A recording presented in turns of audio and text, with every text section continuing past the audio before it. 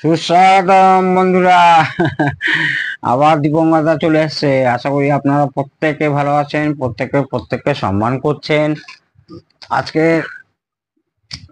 প্রত্যেকে ভালোবাসবেন। আজকে এই ভিডিওটা নিয়ে এসেছি কারণ একটু অন্যরকম। কারণ কি, আমার চ্যানেলে এই সেটের ভিডিও প্রচুর আছে।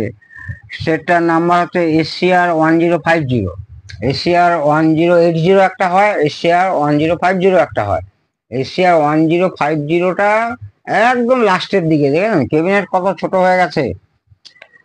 এবারে আসি, সেটা একবারে রেডি ছিল এবং ভদ্রলোক আমার খুব পুরনো কাস্টমার এবং খুব ভালো কাস্টমার এবং উনি নিজেও কাজ জানেন। উনি বলে গেছিলেন আমাকে দেওয়ার সময় যে ইকুয়ালাইজার পার্ট একদম ভালো না। আমিও ওনার সঙ্গে সেম, মানে একদম সেম মত, যে সত্যি এর ইকুয়ালাইজার এর সোনোডাইনের এই ধরনের সেটে যতগুলো ইকুয়ালাইজার করেছে কোনোটাতেই কিন্তু সাকসেস না। আপনি বেস টিভিলে যা ফ্রিকোয়েন্সিকে কমাতে পারবেন, লো ফ্রিকোয়েন্সি বলুন, মিড ফ্রিকোয়েন্সি বলুন, আর এই এইচএফ যেটা আছে হাই ফ্রিকোয়েন্সি বলুন, যতটা কন্ট্রোল করতে পারবেন এইতে কিচ্ছু নেই।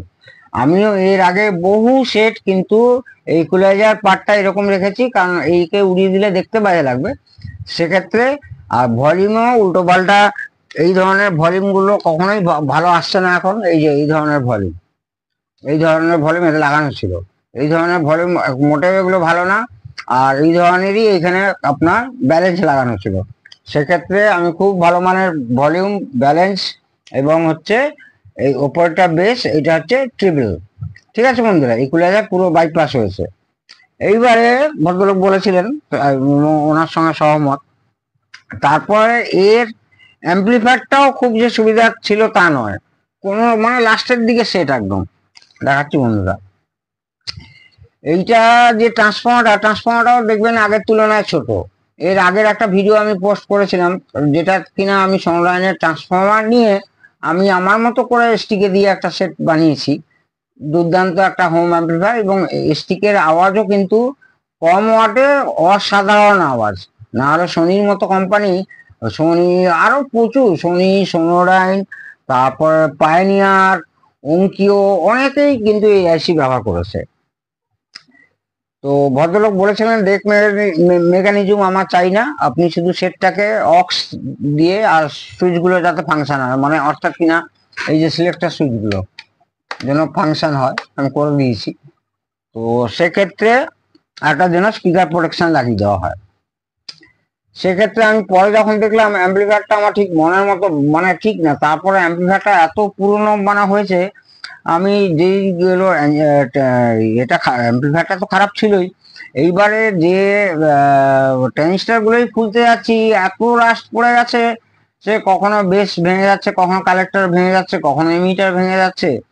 তারপরে অ্যাম্পলিফায়ারটা সত্যিই খুব ভালো না, মানে আনসাকসেস। এরই দু তিনটে মডেল আছে একই মধ্যে, একেবারে আনসাকসেস। আর ট্রান্সফর্মার কথা বলতে গিয়ে অন্য কথা বেরিয়ে গেছি। ট্রান্সফর্মারটা ব্যবহার করেছে 16-0-16। মানে কি করবো এবারে, 16-0-16 ঠিক আছে, আসছি আমি ট্রান্সফর্মারটা দেখুন বেশ পাতলা। এক্ষেত্রে আমি তখন ওই অ্যাম্পলিফায়ারটাকে বাদ দিয়ে আমি সেই STK 4141 ব্যবহার করলাম। কত কম্প্যাক্ট জায়গায় আমাকে করতে হয়েছে, জায়গা নেই, ট্রান্সফর্মারটাকেও আমাকে ড্রিল করে সরাতে হয়েছে, জায়গা ছিল এইখানে এই পয়সা না, ট্রান্সফর্মারটা এইভাবে অ্যাঙ্গেল করে লাগানো ছিল। তো সেক্ষেত্রে 16-0-16, তার মানে আপনার ডিসি হওয়ার পরে ধরুন ওই রকম হচ্ছে, এই 22-23 মতো হচ্ছে। ঠিক আছে, চলে যাবে 22-23, STK 4141 চলে যাবে। এক্ষেত্রে 22-0-22 ট্রান্সফর্মার হলে দারুণ ছিল। এটা 16-0-16 4 অ্যাম্পিয়ার আছে। এবারে অক্সিলারি কিন্তু সেই 0-30 দিয়ে, 0-30 করে, এই যে 0-30 করে এখানে আবার ডায়োড দিয়ে রেক্টিফিকেশন করে এই ট্রানজিস্টার দিয়ে কি করলো, ওই স্টেপ ডাউন করে এইসব প্রিতে নিয়ে গেছে। এখানে একটা আছে, এখানে হেড প্রি আছে, এখানে আছে। বেশ টিউবের তো কোনো দরকার নেই। আর একটা এই সেম মডেলেই আর একটা বেশি, এইখানে দেখবেন, এই সামনে দেখবেন LED ভিউ মিটার থাকে, সেম মডেলেই। আবার তার নাম্বার হয়তো একটু চেঞ্জ হয়ে গেল, কিন্তু ক্যাবিনেট এক, ভেতরে অ্যাম্পলিফায়ার এক। সোনাইন সম্পর্কে বলা মানেই বলছি আর কি। তো যেমন সোনোডাইনের আপনার হচ্ছে সোনোডাইনের 60, হ্যাঁ 2066, 2061, 2060, ওইসব সেট, হ্যাঁ 2060 এগুলো কিন্তু বেশ ভালো মডেল ছিল, যথেষ্ট ভালো সাউন্ড, এবং সেগুলো সোনোডাইনের প্রথম দিককার সেট। যা গিয়ে তো আমি কোনো কোম্পানির এখানে বিশ্লেষণ করতে বসিনি। আমি কি করে আপনারা চেঞ্জ করবেন, এইখানে যে ইকুয়ালাইজার আছে, ইকুয়ালাইজার প্রথমে এইখানে এই যে কানেক্টরটা দেখছেন, এই অ্যাম্পলিফায়ারে এখানে যখন ট্রানজিস্টরাইজ অ্যাম্পলিফায়ার ছিল, এইখান থেকে ইনপুট ছিল, এই ইনপুট সরাসরি এই ভলিউমে তোলা হয়েছিল, অর্থাৎ কিনা এতে তোলা হয়েছিল। তারপরে হচ্ছে ব্যালেন্স কন্ট্রোলে গেছে সেইটা, তারপর ডাইরেক্ট এই ইকুয়ালাইজারে আছে, ইকুয়ালাইজার 455 দিয়ে আর কিছু ট্রানজিস্টার দিয়ে ইকুয়ালাইজারটা তৈরি করা হয়েছে। সেইখানে এসে তারপরে আউটপুটটা লাস্ট এইখানে নেওয়া হয়েছে। এই যে এই তারটা, এই যে দেখুন গ্রিন কালারের একটা তার আছে আর একটা ব্রাউন কালারের তার আছে, এটা হচ্ছে আউটপুট। এগুলো আপনাকে স্টাডি করতে হবে, সার্কিট বুঝতে হবে। আমি সব জানি, আমরা সব জানি বললে হবে না, স্টাডি করুন বন্ধুরা, তাহলে আপনারা সব পারবেন, নিশ্চয়ই পারবেন। তো এই দুটো তার কিন্তু আউটপুট, অর্থাৎ কিনা আমি এই বেস টিবিল যেটা করেছি তার আউটপুটে নিয়েছি, আর ইনপুটটা ওই এইখান থেকে গেছে, এই এসটিকে থেকে গেছে 1R18 থেকে 1R18 গেছে এই ভলিউমে। এখানেই ব্যালেন্স কন্ট্রোলের কাজ শেষ করে ফেলেছি, করে এসে সোজা একদম এইখানে দিয়েছি। এবার এর আউটপুটটা এখানে দিয়েছি। এবার সাপ্লাইটা, এইটা হচ্ছে 12 ভোল্টের একটা সিঙ্গেল পাওয়ার সাপ্লাই বেস টিবিল। সেক্ষেত্রে সাপ্লাইটা কোথা থেকে নিয়েছি, সাপ্লাইটা এর এর থেকে কালেক্টরে ঢুকেছে, এমিটার থেকে জেনার দিয়ে স্টেবিলাইজ করেছে, অর্থাৎ স্টেপ ডাউন স্টেবিলাইজ করেছে। স্টেপ ডাউন স্টেবিলাইজ করার পরে 13.5 ভোল্ট বেরোচ্ছে। সেই 13.5 ভোল্টটা এরা মোটরেও নিয়েছিল। আমার এখন তো মোটর দরকার নেই, ওই সাপ্লাইটা মোটর থেকে আপনি অনেক কিছু নিতে, কারণ বেশ ভালো অ্যাম্পিয়ার ছিল। তো সেক্ষেত্রে ওই 13.5 ভোল্টটা 12 ভোল্টই ধরুন আমি বেস টিবিলেও নিয়েছি এবং এই স্পিকার প্রোটেকশনেও নিয়েছি। আর এই 16-0-16 যেটা হচ্ছে ডিসি হওয়ার পরে 22-0-22 এই বা 23-0 বলছি, 22 মাইনাস ভোল্টেজ আর 22 প্লাস ভোল্টেজ। এইখানে এই ফিলিপসের কন্ডেন্সার দিয়ে, কন্ডেন্সার দুটো ভালোই আছে। কন্ডেন্সার ভ্যালু দেখে বুঝতে পারছেন 33 সময় 25 ভোল্ট।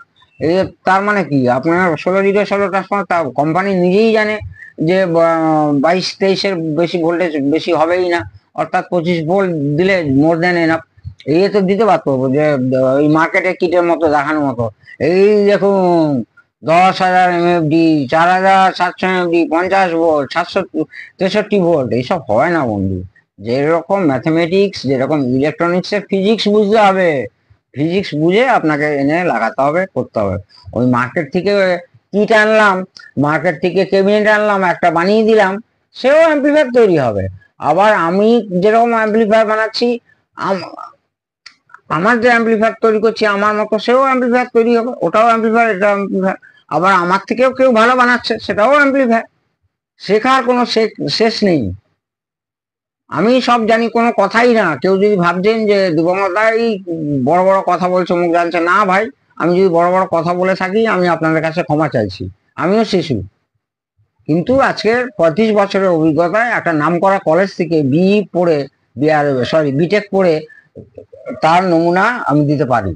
ডিজাইনের ক্ষমতা আমার আছে, সার্কিট বানাবার ক্ষমতা আমার আছে। ঠিক আছে বন্ধুরা, তো এই করে আমি অ্যাম্পলিফায়ারটাকেও বাইপাস করলাম, বেস টিবিলকে বাইপাস করলাম।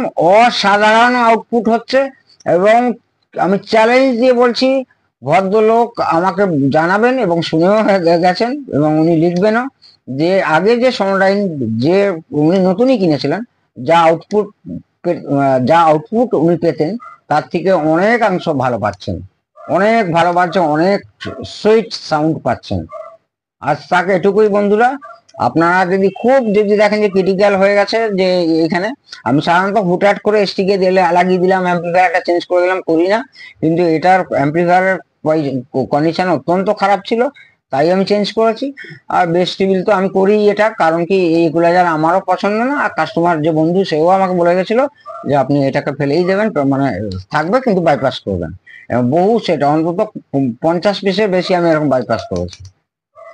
আজ এটুকুই থাক। কোথায় কি ভোল্টেজ থাকবে তাও বলে দিলাম। আর এটা যদি ক্যাসেট চালাতে চায় ভবিষ্যতে সবই রেডি আছে, শুধু আপনার মোটর কানেকশন করলে, এই বেল্ট ফেল্ট চেঞ্জ করলে, ডেককে রেডি করলে, কারণ কি এর হেডপিটাও আমি রেডি করে রেখেছি। উনি যদি ভবিষ্যতে কোনোদিন চান যে আমি ক্যাসেট বাজাবো তাও চালাতে পারবেন। আপনারা প্রত্যেকে ভালো থাকুন, প্রত্যেকে প্রত্যেককে সম্মান করুন, ভালোবাসুন। জয় হিন্দ, জয় ভারত।